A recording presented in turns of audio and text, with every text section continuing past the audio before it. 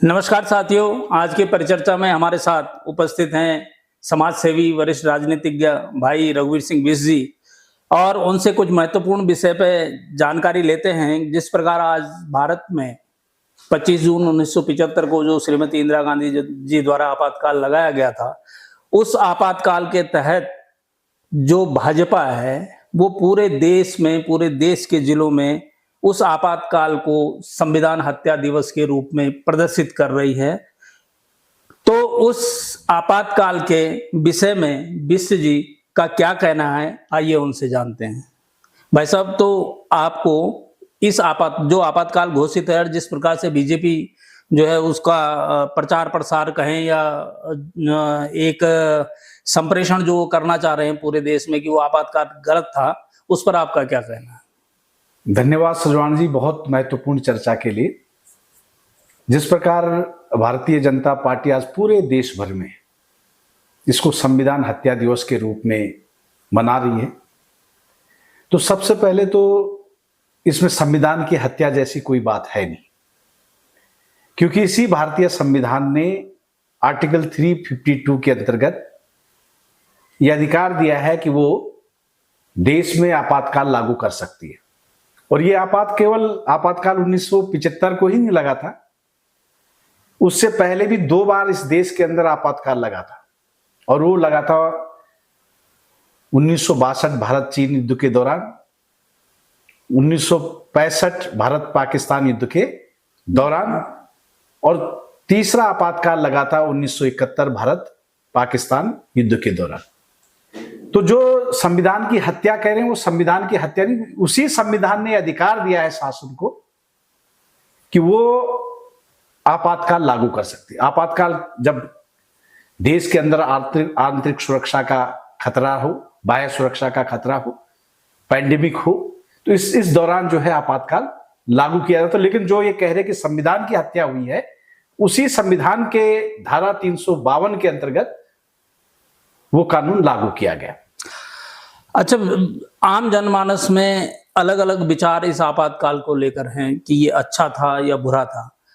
मैं आपसे एक सीधा सा प्रश्न पूछना चाहता हूं कि आप उस आपातकाल के समर्थन में हैं या विरोध में?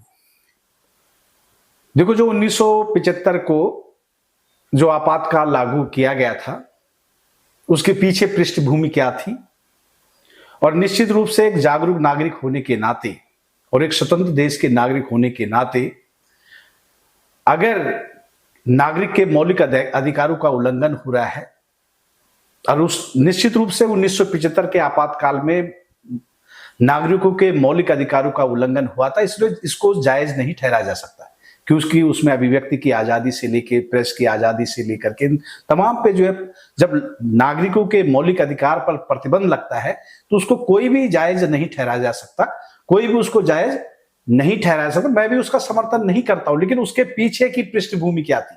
और आज जो भारतीय जनता पार्टी पूरे भारतवर्ष में ये इसको संविधान हत्या दिवस के रूप में मना रही, उसकी मंशा कुछ दूसरी और है। क्योंकि असली मुद्दा जो है लोगों का ध्यान भटकाने की है, असली मुद्दों से लोगों का ध्यान भटके। क्योंकि ये जो आपातकाल जो इंदिरा जी को डिफेम करने के लिए इन्होंने पूरे देश में चलाया, क्योंकि अभी आपने हाल में देखा होगा, पहलगाम घटना के बाद जो ऑपरेशन सिंदूर हुआ, हमारी भारतीय सेना ने अदम्य साहस और परिचय दिया। और जब भारतीय सेना अपने अंतिम प्रतिकार पे थी, प्रहार पे थी, तो उस समय डोनाल्ड ट्रंप के दबाव में, अमेरिका प्रेसिडेंट के दबाव में, जो हमारा वर्तमान नेतृत्व है उसने जो है सीज फायर की घोषणा कर दी। इससे देशवासियों के अंदर एक आक्रोश था, वो चाहते थे कि इंदिरा जी जैसा साहसी नेतृत्व होता तो आज सीज फायर नहीं होता। क्योंकि इंदिरा जी के समय भी 1971 के दौरान वही परिस्थिति आई थी, जब उस समय तत्कालीन राष्ट्रपति अमेरिका के निक्सन थे, और निक्सन ने भी इंदिरा जी से कहा था कि आप सीज फायर करो, लेकिन इंदिरा जी ने कहा कि मैं सीज फायर नहीं करूंगी। उसके बाद निक्सन ने धमकी दी कि मैं 7वां बेड़ा जो है भेजता हूं, लड़ाकू विमान भेजता हूं। इंदिरा जी ने कहा आप 7वां नहीं, आप 17वां भेजिए, लेकिन भारत जो है रुकेगा नहीं। और पूरे विश्व ने भारत की सैन्य पराक्रम और साहस को देखा, और उस समय 93,000 पाकिस्तानी सैनिकों ने आत्मसमर्पण किया था और पाकिस्तान के 2 टुकड़े करके बांग्लादेश पैदा किया था। तो आज भारत के लोग, जो हमारे देशवासी, वो चाहते थे कि इंदिरा जी जैसा साहसिक निर्णय देश के प्रधानमंत्री नरेंद्र मोदी ले, और जो पाकिस्तान में जिस प्रकार से पीओके, क्योंकि ये भारत की संसद का संकल्प भी था कि हम पीओके को पाक ऑक्युपाइड कश्मीर को भारत में मिलाएंगे, और जिस प्रकार से पाकिस्तान में पीओके के लिए तमाम आंदोलन हो रहे हैं कि भाई उसको जो भारत में विलय कराया जाए, पाकिस्तान में जो गिलगित और बलूचिस्तान के लिए वहां के स्वतंत्र राष्ट्र की घोषणा हो रही थी, पाकिस्तान के पास बिल्कुल विपरीत परिस्थितियां थी। वहां जो है उनके मुख्य जो विपक्षी दल का नेता इमरान खान को जेल के सलाखों में भेजा गया था, वहां तमाम विपक्षी पार्टी जो है उसके लिए आंदोलन कर रहे थे कि इमरान खान को रिहा करो, और जबकि हमारे देश में एकजुटता थी, और उसके बावजूद भी भारत के साथ सारी अनुकूल परिस्थितियों के बावजूद भी हम पीओके को वापस नहीं ला पाए, और उसको उस जो अपनी झेप है उसको मिटाने के लिए कि कोई प्रश्न ना पूछे। इंदिरा जी का कद इतना बड़ा हो गया था, इस आपने देखा ऑपरेशन सिंदूर के दौरान के सब लोग कह रहे थे कि इंदिरा जी के साहस की तारीफ कर रहे थे, और उस झेप को मिटाने के लिए जो मुद्दे हैं कि लोगों ने पूछा कि वो पहलगाम में 4 आतंकवादी कैसे 200 किलोमीटर घुस गए, और फिर 200 किलोमीटर 27 पर्यटकों की हत्या करने के बाद फिर वापस कैसे चले। तो केवल ध्यान भटकाने के लिए कि कोई इनसे प्रश्न ना पूछे, और इसलिए इंदिरा जी का कद इतना ऊंचा हो गया था। तो उस कद को डिफेम करने के लिए ये जगह जगह जो है इस समय संविधान हत्या दिवस, क्योंकि इंदिरा जी के कार्यकाल में हुआ था, संविधान हत्या दिवस के रूप में इसको जो है पूरे प्रदेश में एक भ्रम फैला। इनका काम है भ्रम फैलाना, कि भ्रांतियां फैला करके ये शहंशाह बन गए, हम जहां थे वही के वही रह गए, बात थी रोटी कपड़ा और मकान की, ये हमें धर्म और जाति में बांट गए। तो इनका काम केवल भ्रम फैलाना है। ये क्या करेंगे कि जब कोई इनसे मुद्दों की बात करेगा तो उस समय ये कहते कि 50 साल पीछे ले जाएंगे। अभी 50 साल, ये जो आपातकाल है उस 50 साल पे आज चर्चा हो रही है। आप और हम तो उस समय जो है एक साल के रहे होंगे। मेरा डेट ऑफ बर्थ 74 है, ये उस समय जब आपातकाल, लेकिन हमें भी आज इस पे जो है यहाँ तक वो कर लिया कि 1950 के बारे में जो है हमें वो जो 1950 साल पीछे लेकर के कि भाई आप जो है वो करिए क्या, आपातकाल पे चर्चा कीजिए, और या फिर 2047 में कहते हैं कि विकसित भारत। तो इनका काम क्या है कि मुद्दों से, जब इनके पास वर्तमान में उपलब्धियां नहीं है तो ये 50 साल पीछे ले जाते हैं और 50 साल आगे ले जाते हैं। लोकतांत्रिक इतिहास की ये खूबसूरती रही है बिश जी कि जिस भी कालखंड में जो भी जिस भी पार्टियों की सरकारें रही हैं, उन्होंने हमेशा अपने नेता को जो है प्रसिद्धि के शिखर पे ही रखा। एक वक्त ऐसा भी था जब कहा जाता था India is Indira, Indira is India. आज के परिप्रेक्ष्य में हम देखें बीजेपी की सरकार है तो सारा क्रेडिट और सारी चीजें मोदी जी के नाम से जाती हैं। हर समय देश काल परिस्थिति में ऐसी घटनाएं हुई हैं। आपातकाल उस समय लगा था, आज भी मीडिया और माध्यमों से हम जैसे कहते हैं कि अघोषित आपातकाल है। लेकिन मैं आपसे ये जानना चाहता हूं कि उस आपातकाल के जो 25 जून 1975 को लगा था, उस आपातकाल के कारण क्या थे? देखो सजवान जी, सबसे पहले तो आपने बहुत अच्छा क्वेश्चन उठाया कि आखिर इंदिरा जी ने आपातकाल लगाया क्यों। मैं उन इतिहास के उस कालखंड में आपको ले जाना चाहता हूं जब 1964 में जवाहरलाल नेहरू जी की मृत्यु हुई।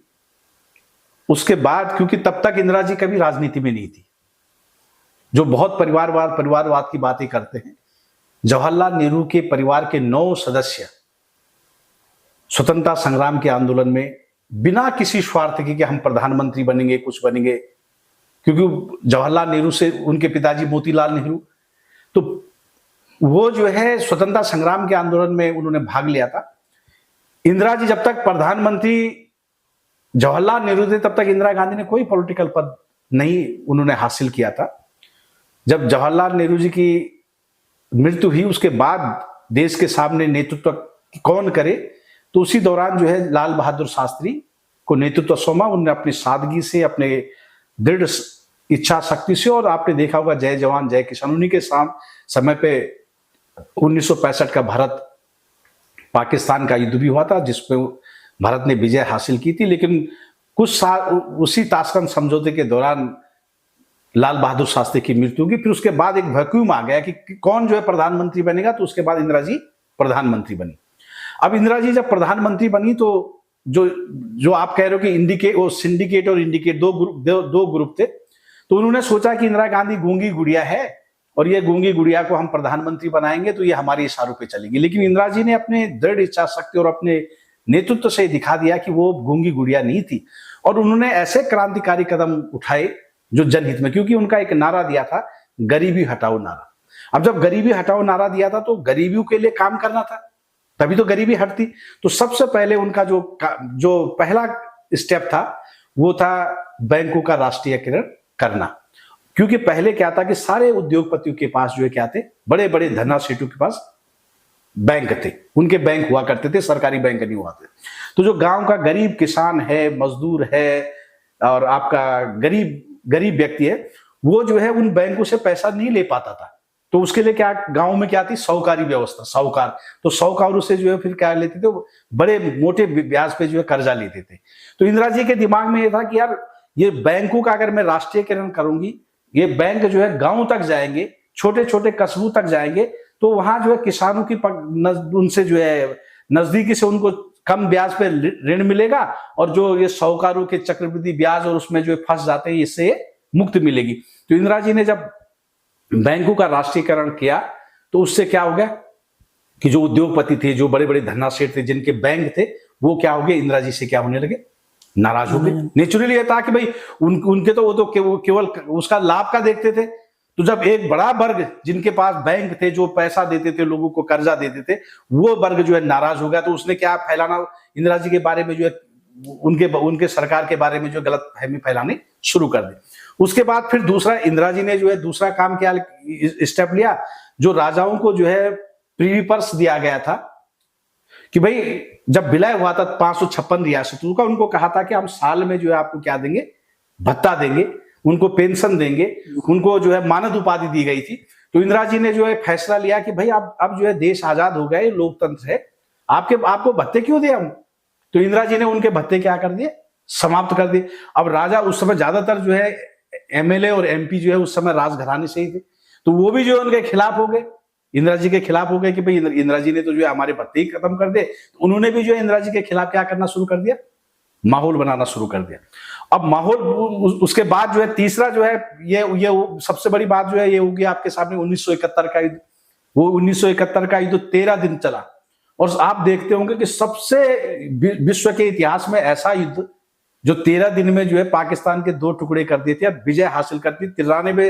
93,000 पाकिस्तानी सैनिकों ने आत्मसमर्पण कर दिया था, और पाकिस्तान के 2 टुकड़े करके बांग्लादेश पैदा। उसमें भारत को ख्याति प्राप्त तो हुई, लेकिन क्या होता कि जब युद्ध होता है तो उसमें जो है देश के संसाधन भी उसमें जो है झोंकने पड़ते हैं। करीब जो है 3900 भारतीय वीर जवान सैनिकों को अपनी शहादत देनी पड़ी। फिर जब आप स्कर्ट मिसाइल, पेट्राइट मिसाइल, टैंक और ये तमाम चीजें करोगे तो उसमें पैसा, हथियार खरीदने से लेकर के उस करने से उसमें पैसा कर, तो उसके बाद भी जो है देश के अंदर क्या आने लगी, इकोनॉमिक क्राइसिस आने लगी। हालांकि भारत की विजय पताका तो हुई। उसके बाद जो है 1974 में इंदिरा जी ने जो है पोखरण में परमाणु विस्फोट कर दिया। वो परमाणु विस्फोट जैसे ही किया, हालांकि वो हमारे देश के लिए गौरव की बात थी कि भाई भारत जो है 1974 में परमाणु संपन्न राष्ट्र बन गया था, लेकिन उससे अमेरिका और जो वेस्टर्न कंट्री थे, पश्चिमी देश थे, वो नाराज हो गए। उन्होंने भारत पे जो है क्या करने लगा दिए, आर्थिक प्रतिबंध लगाने शुरू कर दिए। अब जब किसी पे आर्थिक प्रतिबंध लगाओ तो उस देश की आर्थिक स्थिति और डाउन होगी। अब जब डाउन होगी तो फिर उससे लोगों में जो है, अगर चीजें महंगी हुई, उस समय जो है जो कच्चा तेल था उसकी कीमतें आसमान छूने लगी। तो उससे क्या हुआ कि ये सारी परिस्थितियां इस तरह से बनी कि जिस महंगाई बढ़ गई, थोड़ा सा जो है ये इस तरह का दौर हो गया। उसी दौरान क्या हुआ कि गुजरात में जो है छात्रों ने आंदोलन शुरू कर दिया, और उस छात्रों के आंदोलन वो धीरे धीरे कहां पहुंच गया, बिहार तक पहुंच गया। और बिहार में जो है जयप्रकाश नारायण ने जो है नारा बुलंद कर दिया समग्र क्रांति का, कि सिंहासन खाली करो, क्या जनता आती है। और आप ताजुब करोगे कि उस आपातकाल के दौरान ऐसे ऐसे नारे लगे थे कि उसने, जयप्रकाश नारायण जी ने कहा था कि भारतीय सेना को और पुलिस को खुलेआम आह्वान किया था कि आप सरकार का कहना मानना बंद कर दो। जॉर्ज फर्नांडिस का इतिहास देखिए उस इमरजेंसी के दौरान, उन्होंने जो देश की लाइफ लाइन है रेल, क्योंकि सबसे ज्यादा ट्रांसपोर्टेशन माल भाड़ा ये सब जो है ट्रेनों से जाता है, कई दिनों तक उन्होंने ट्रेनों का चक्का जाम कर दिया, ट्रेनों पे डायनामाइट लगा दिया कि जिससे कि ट्रेन पटरियां जो उखड़ जाए, पटरियां उखाड़ दी। लेकिन कभी देखा इंदिरा जी ने जो है उन पे गोली चलाई हो? उस शासनकाल के दौरान कहीं गोली नहीं चली, कहीं एक भी व्यक्ति की मौत नहीं हुई गोली से।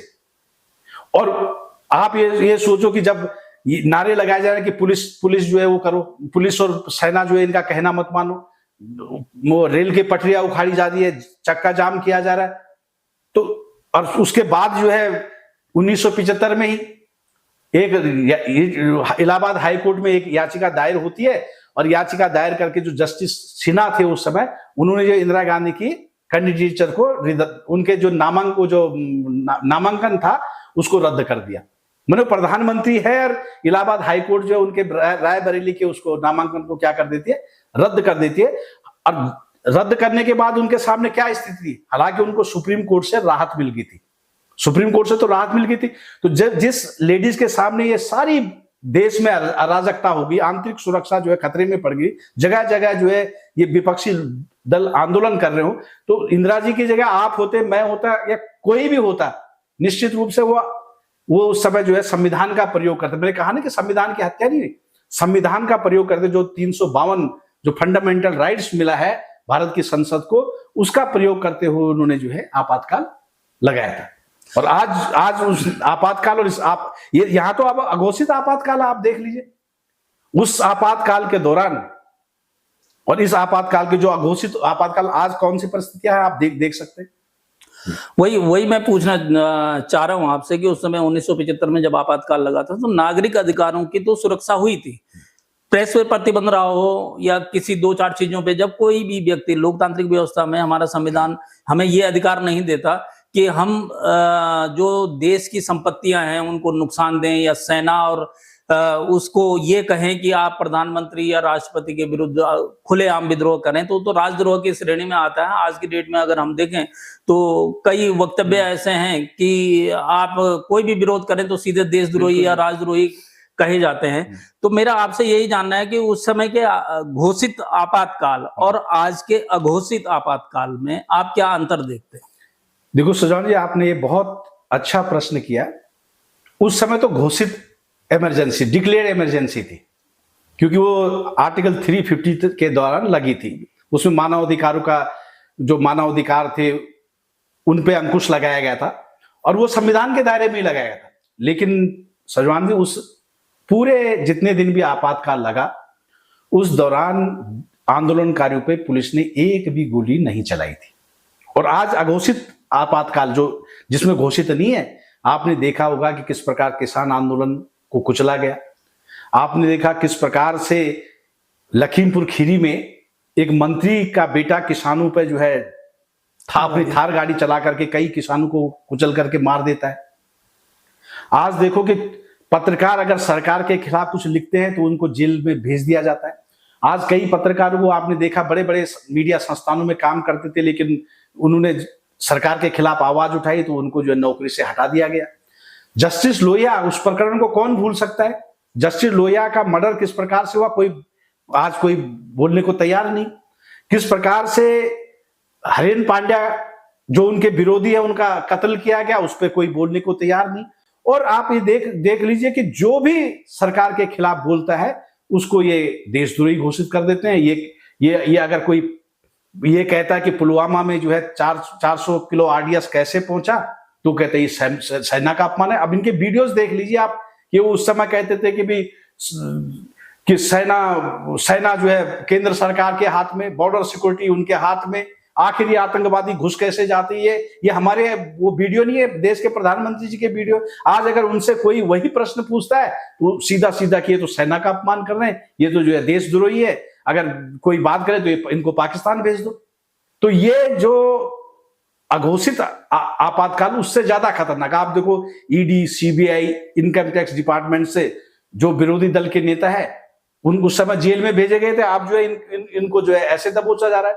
आपने देखा छगन भुजबल, इसी ईडी ने 9 महीने तक उसको जेल के सलाखों के पीछे रखा, और इसी सरकार की ईडी ने उसको 9 महीने बाद जो है जेल से छोड़ा, और उसके जो है फाइल भी गायब करवा दी, और उसको क्लीन चिट दे करके बरी कर दी। देश के प्रधानमंत्री जी जिस अजीत पवार के बारे में कहते थे कि 70,000 करोड़ का सिंचाई घोटाला किया, उसकी 1,000 करोड़ की प्रॉपर्टी को जो है ईडी ने सीज किया। जैसे ही वो सरकार को क्या करता है, समर्थन देता है, मध्य प्रदेश वो महाराष्ट्र में 1,000 करोड़ की प्रॉपर्टी जो उसको सीज जो है वो खुल जाती है, और उसको भी क्लीन चिट मिल जाती है। आपने देखो प्रफुल्ल पटेल से लेकर के हिमंत बिश्व शर्मा, उसको देश के गृह मंत्री कहते थे कि इससे ज्यादा भ्रष्ट कोई व्यक्ति है नहीं, उसको जो है आज जो है असम का मुख्यमंत्री बनाए हुए। शुभेंदु अधिकारी, वो पहले तृणमूल कांग्रेस में था, उस पर चिटफंड मामले में घोटाला, मुकुल राय से लेकर के तमाम ऐसे लोग हैं कि जिन पे ईडी के छापे डलवाए जाते हैं, फिर उनको गिरफ्तार करवाया जाता है, ईडी के लपेटे में लिया जाता है, और फिर वो भारतीय जनता पार्टी में शामिल होकर के और फिर जो है वो बाइज्जत उनको बरी किया। सुरेश कलमाड़ी, देखो लोकतंत्र जो है लोकलाज से चलता है। डॉक्टर मनमोहन सिंह की सरकार के कार्यकाल के दौरान देखा होगा कि किस तरह से उसको बदनाम किया गया कि भाई 2G स्पेक्ट्रम हुआ, कुल आवंटन हुआ, आपका जो है कॉमनवेल्थ घोटाला हुआ, और डॉक्टर मनमोहन सिंह की सरकार लोकलाज से चलती थी, उसके अंदर भय था। आपने देखा कई लोगों को उसने जेल के सलाखों के पीछे भेजा। आदर्श स्कैम में जो है, आदर्श घोटाले में चौहान का नाम आया, अशोक चौहान का नाम उस समय तत्कालीन मुख्यमंत्री था महाराष्ट्र का। जैसी आदर्श हाउसिंग सोसाइटी में नाम आया, उन्होंने तुरंत इस्तीफा लिया। सुरेश कलमाड़ी को जेल में भेजा, आपका कन्नी मोजी ये राजा को जेल में भेजा, और अब इस कार्यकाल में कोई जेल गया? जब जांच ही नहीं होती तो जेल कहां से होगी? भ्रष्टाचार हो रहा है, लोग आरोप लगा रहे हैं, लेकिन उसकी जांच नहीं हो रही। और इसी मोदी सरकार के कार्यकाल के दौरान पूरे देश ने देखा कि ये राजा कन्नी मोजी सुरेश कलमाड़ी को सुप्रीम कोर्ट ने बाइज्जत बरी किया कि कोई घोटाला नहीं हुआ था, तो उसके लिए माफी कौन मांगे? तो कहने का मतलब है कि ये वर्तमान जो अघोषित आपातकाल है, वो घोषित आपातकाल से ज्यादा खतरनाक है। ये थे हमारे साथ रघुवीर सिंह बिष्ट जी, जिन्होंने बड़ी निष्पक्षता और निर्भीकता से इन प्रश्नों का जवाब दिया कि कौन सा आपातकाल सही था, 1975 का जो आपातकाल लगा था वो किन कारणों से लगा था, और आज का घोषित आपातकाल जो है वो किन कारणों से लग रहा है। सबसे जरूरी बात यह है कि मेरी नौजवानों से, नव पीढ़ी से ये गुजारिश है, ये प्रार्थना है कि आप किसी भी मुद्दे को, किसी भी जो घटनाएं परिघटनाएं हो रही हैं, उन्हें अपने मन में न कि व्हाट्सएप यूनिवर्सिटी से सीखें जो इंजेक्ट किया जा रहा है, बल्कि पूरी तरह विश्लेषण करके और अपने मनोभाव से समाज को ये दिखाएं कि क्या गलत हो रहा है और क्या सही हो रहा है। इस पर चर्चा के लिए धन्यवाद।